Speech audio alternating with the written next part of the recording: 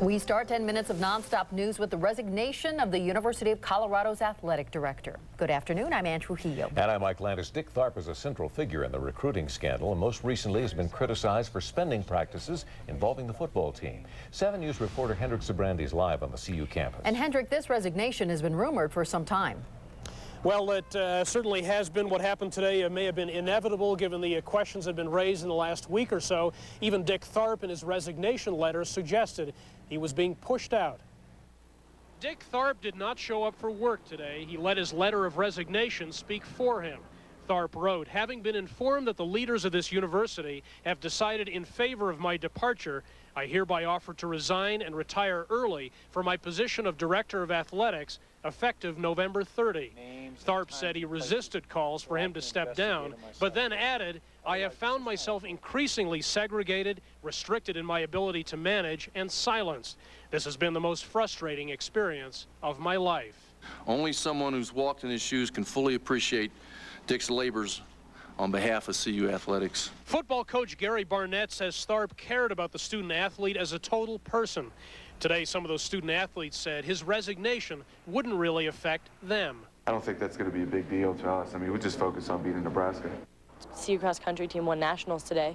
That's big. I mean, I feel like that's both men and women's. I feel like that's bigger news than Dick Tharp. Now today, the CU Boulder Provost thanked Dick Tharp for his long service and commitment to CU. An interim athletic director will be named, and then they'll start a nationwide search for Dick Tharp's replacement. Live in Boulder, Hendrik Sabrandi, 7 News. Thank you, Hendrik. Tharp has served as the athletic director at CU since May of 1997. And a developing story we are following at this hour. Air Tracker 7 is over the scene of a fire. This is near Byers, which resulted in the deaths of 32 dogs earlier today. The dogs were in a modified trailer which was being used as a kennel by a breeder. Investigators say the cause is still under investigation, but they say it appears that it was an accident. Aurora fire investigators tell 7 News that SUV that was found after last week's deadly daycare fire was not a model on a fire danger recall list. The Chevy Tahoe found in the garage of the daycare is reportedly a 2004 model, not a 2002 edition, which had been recalled due to a fire hazard. Investigators are hoping to determine the cause of the fire at the daycare later this week. 3-month-old Donovan King died in that fire. He will be buried in North Carolina on Wednesday. Investigators are trying to find out why an American Airlines jet landed at DIA yesterday 1,000 feet short of the runway. 7 News anchor Mitch Jelniker is live at the airport. Mitch, it sounds like most of the damage was done to the plane. Yeah, it was damage that they didn't know they had until the pilots got all the way to the gate, got out, and started looking around the plane. I talked to American Airlines today. They didn't give us specific details, but we do understand there was damage to the plane on the left landing gear and the left engine. Now, this happened on runway 35 left, which is to the east and just a bit south of the main terminal. You can see the skid marks the American Airlines jet left behind by landing short on Sunday morning. At some older airports, this area just before the runway might not have been as forgiving. The nice thing here is we have the overruns at the ends of the runway. That's what he hit. At another airport, he might have landed in dirt, which could have been really serious.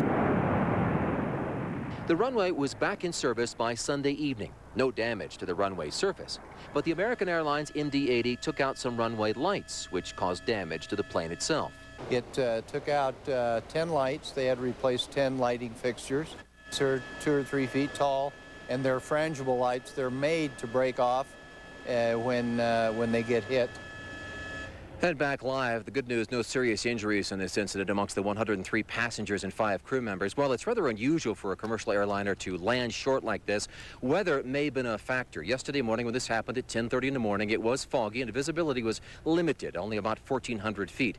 Now, the word on what will happen to the pilot, we don't know. American Airlines simply says that they are investigating. But here's the good news. All 6 runways are open and working just fine out here in DIA, just in time for the Thanksgiving holiday rush. We'll talk more about what to expect on that rush coming up at 6 o'clock. Reporting live at DIA, I'm Mitch Jelniker, 7 News. Thank you, Mitch. And amplifying what he just said, millions of Americans will be traveling by road and by air over the next week. On 7 News at 6, all you need to know about holiday travel. And now to our weather. Beautiful blue skies today replace that winter blast this weekend. 7 News Chief Meteorologist Mike Nelson's in the 24/7 Weather Center with the first forecast. Mike? Mike and Ann, it was a very pretty end of the day as well. This is what it looked like in time-lapse. Just a few high, thin cirrus clouds drifting in from the west. Those cirrus clouds are coming off the very northern fringe of a storm system that will affect Colorado tomorrow with some colder weather coming up. Right now, the temperatures still not too bad, 30s and 40s statewide, and it looks like we're going to have a partly cloudy night tonight. But some of those scattered clouds will be thickening up in the next 24 hours as a storm system begins to move our way. Watching the futurecast overnight tonight into tomorrow.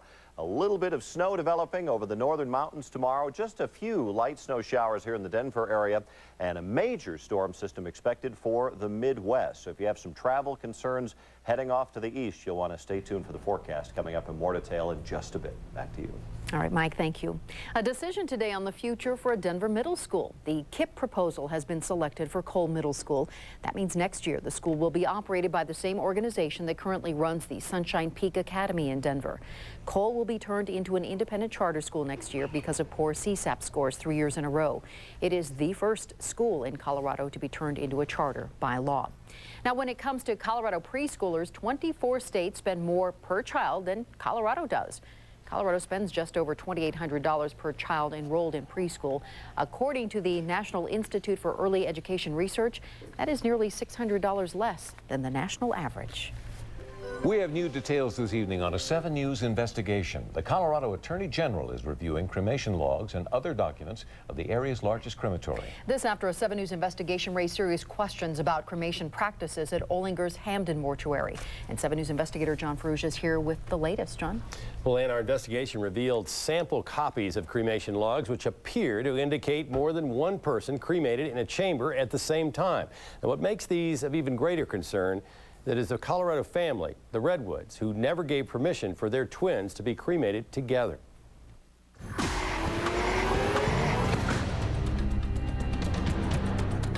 Did you ever give your permission for those children to be cremated together? No, not at all. It was never discussed or even brought up or even slightly mentioned about them being together. Never. That is against the policy of Olinger's and its parent company SCI, which requires permission in writing for simultaneous cremations. And such a practice could violate Colorado consumer protection laws. Was there any deception or was there any misleading of the clients? Ken Lane is an assistant Colorado Attorney General. And at this stage, it's simply looking at that information to see if it squares with any of the allegations that are being made. Specifically, that information includes notations on these logs indicating other instances where 2 people were cremated at the same time in the same chamber, people with different last names. If there is a violation, is this something that the state needs to step in to do? For the Redwood family, the issue is not legal, it is emotional. They're 2 separate souls. Why should they have to be crammed together? It's disgusting to me, it really is. Now, SCI, the parent company of Olinger's, has refused an on-camera interview to explain the Redwood case or the cremation logs. But in a letter to 7 News, the company says it's found no evidence of any cases of simultaneous cremation that has not been discussed with the client family. Tomorrow, why is Colorado the only state in the union that you don't have to have a license to embalm people, cremate people, or even be a funeral director? That's what we're going to look at tomorrow, the unregulated funeral industry in Colorado. All right, John, thanks very much. All right, thanks, John. Now, if you have a story the investigators should know about, you can call us at 303-832-TIPS or send us an email at newstips@thedenverchannel.com. Sentencing for convicted murderer Scott Peterson won't begin in California until next week. Covering America on 7 News, the judge delayed today's proceedings after denying a motion for a new jury to hear the penalty phase. The jury that convicted Peterson of killing his wife Lacey will decide if he gets life in prison or the death penalty. Billionaire Donald Trump's 3 casinos in Atlantic City and a riverboat that he owns in Indiana are bankrupt. The company filed for Chapter 11 protection this morning. The casinos are just a small part of Trump's real estate empire. And a small corporate jet that crashed this morning in Houston was on its way to pick up former President George Bush for a business trip. All 3 crew members died in that crash. The plane went down near Houston's Hobby Airport after clipping a light pole in a heavy fog. President Bush is on his way to Crawford, Texas this afternoon after making a quick stop in Colombia. Covering the world on 7 News, the President and Mrs. Bush met with Colombian President Álvaro Uribe and his wife during the 4-hour stop. The President is renewing his support for a $3 billion aid program for that South American country. Despite the aid, Colombia remains a top source of cocaine and heroin. And in Baghdad, an Iraqi spokesman says a rocket that slammed into a residential district was probably meant for a nearby city administration building. 5 people were injured in that attack. And residents near the Galeras volcano in southwest Colombia are standing by to evacuate. The volcano has shown signs of activity since this summer and began throwing smoke and ash into the air this weekend. A number of teachers from Colorado were in Oprah's audience for her Favorite Things episode today. They went home with everything from clothes to plasma TVs. Kimberly Tartar, the first grade teacher in Morrison, had submitted a show idea to Oprah. An email ended up landing her on the show, an experience she called surreal.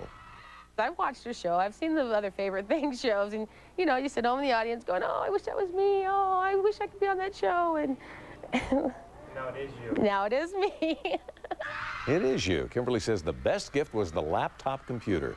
That, she says, she can use at work and home. Oh, that is so fun to watch, isn't it? With those tears. I know. What a great show. Well, lots of eyes on the skies this holiday weekend. And when we come back, Mike Nelson has a look at your 24/7 forecast. And then Bill Clark's Toy Test 2004, the best toys and the most dangerous toys of the season. A desperate battle for custody. You'd do anything for your kid, right? You don't want to do this. Escalates. I'm gonna come after you. To all-out war. They put him back with his father. He winds up dead. New Blue, Tuesday 10/9 Central only on ABC. Viewer discretion advised. We raise the bar on design. We push the limits of performance. Now, every great story deserves a happy ending. It's Nissan's National Year-End event. Get year-end deals on every Nissan you see. Cars, trucks, and SUVs. And lease the all-new 7-passenger Pathfinder for just $329 a month. Hurry to your Nissan dealer while the story continues, because this event ends soon.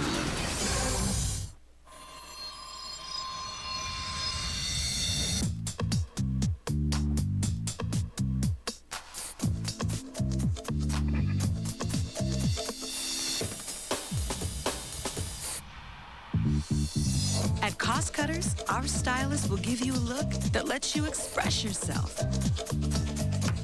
Cost Cutters, we make it happen.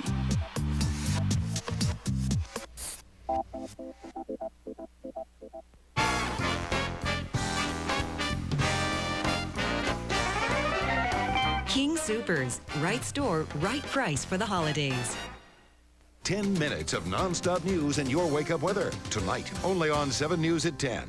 Okay, I open the thermocare box, and I think, wow, what is this?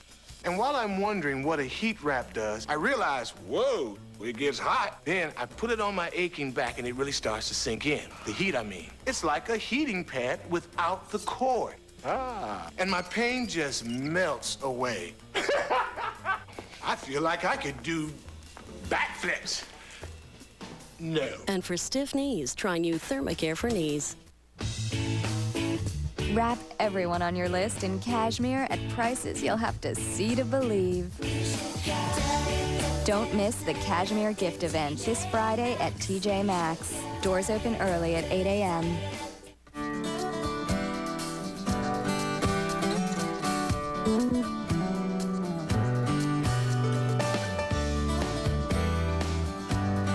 Here's some good news for families. The Accord has received the rating of lowest cost of ownership. If only your kids could earn a similar distinction. The family budget-friendly Accord from Honda. Now you can lease an Accord LX sedan for $249 a month for 42 months.